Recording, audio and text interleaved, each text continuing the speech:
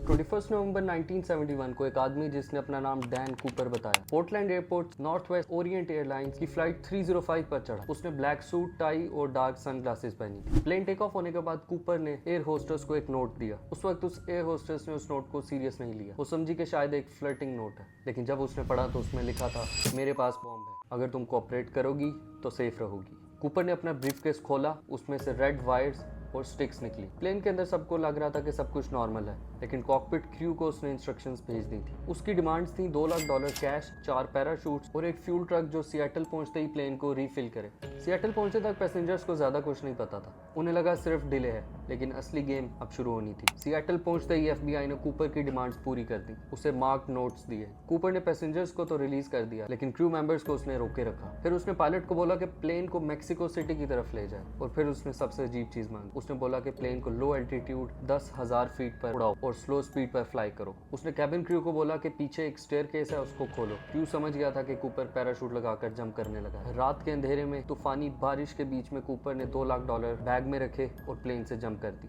ना FBI ने उसे वापस कभी देखा, ना कभी जो उसको पैसे दिए थे वो मिले। वो सिर्फ कुछ क्लूज छोड़कर हवा में गायब हो गया था। सवाल यह है कि DB कूपर कहाँ गया था। कुछ थ्योरीज ये कहती हैं कि बैड वेदर और जंगल की वजह से वो बचा नहीं होगा, और कुछ थ्योरीज ये कहती हैं कि वो एक ट्रेंड पैराट्रूपर था। 1980s में नदी के किनारे एक बच्चे को $6,000 कैश मिला। वो वही मार्क नोट्स थे जो कूपर को दिए गए थे, लेकिन उसके अलावा आज तक कोई सबूत नहीं मिला कि आखिरकार कूपर कहाँ गया। DB कूपर एक लेजेंड बन गया, एक मिस्ट्री जो 50 साल बाद भी सॉल्व नहीं हो सकी। DB कूपर एक ऐसी कहानी है जो अमेरिका की सबसे बड़ी अनसॉल्व्ड मिस्ट्रीज में से एक है। क्या कूपर सच में बच गया था, या वो हवा में गायब हो गया?